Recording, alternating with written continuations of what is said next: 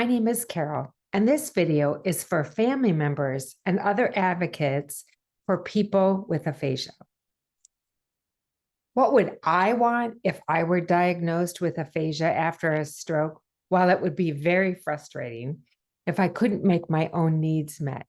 So hopefully I would be in a hospital that trains staff on supportive communication.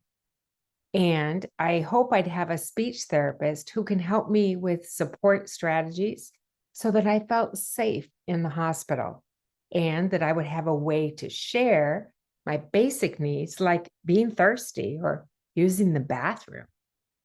I'd also want my family to support me during this time, especially at first. I may be terrified, and having loved ones there would be reassuring. Speech issues are challenging. Communication is everywhere. So remember, I'm going through a lot. Visuals would be incredibly helpful. Pictures of favorite foods and drinks on my phone, or maybe a whiteboard so that I could draw or write things. Anything to help me communicate my basic needs if I'm struggling to speak. And I would definitely want something like this, a communication board. So it shares what I want and it's got alphabet. I really think that a communication board with visuals could help support my communication. And I hope the hospital would supply me one, but if they didn't, I'd ask my speech therapist or maybe my family would have to go on Amazon and buy me one.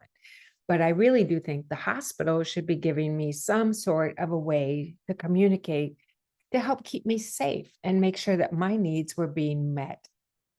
That's really important for my emotional well-being and for my safety as a patient. I need to be able to share my basic needs, please. I honestly would also want a sign above my bed with key details like my name, my spouse's name. If it was me, I would put my spouse's phone number, maybe what my career was, and information so that people could get to know me, Carol. Ideally, the speech therapist could also add some key things for other staffers when they came in, because no two people with aphasia are alike. So, can I read? Can I write? Are my yes and no's accurate?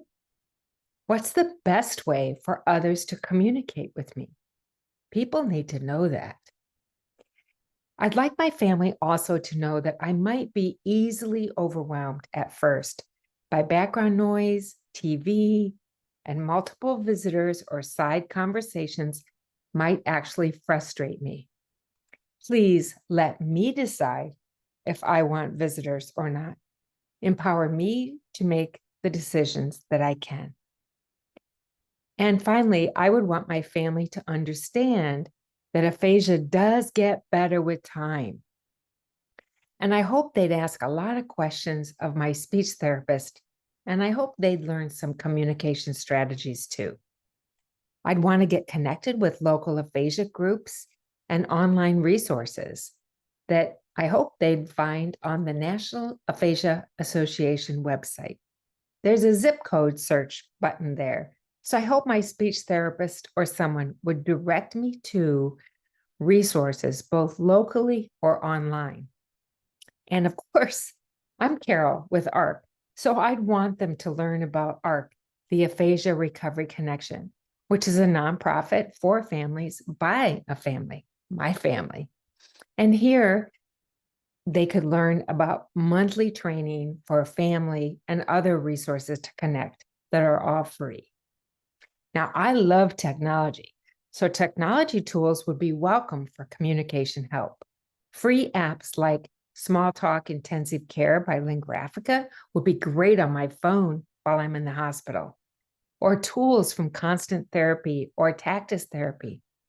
I'd want my care team and family to explore resources that might help me. Even though my speech is deeply affected, I'd want my family to know I am still the same person inside. I feel as though I've landed in a foreign land.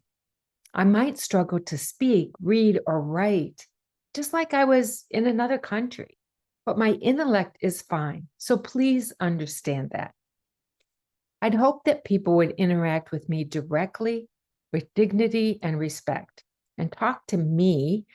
Don't let me feel invisible, please. This is hard enough without being treated differently. Talk to me, keep it simple. If you have a conversation to share with me, share the topic first before you start talking. And above all, please be patient with me. This is hard. With support and resources, I can continue my recovery journey over time. I'd want people to know this is a lot to deal with.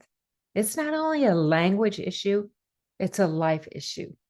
And I'm going to need a lot of support, a lot of patience, and please help me hang on to hope. I can never, ever lose hope. So, my name is Carol Dow Richards with the Aphasia Recovery Connection. My son had a stroke too. I know this isn't easy. So if I had aphasia, my expectations are high. And that all comes with people working as a team. Go team.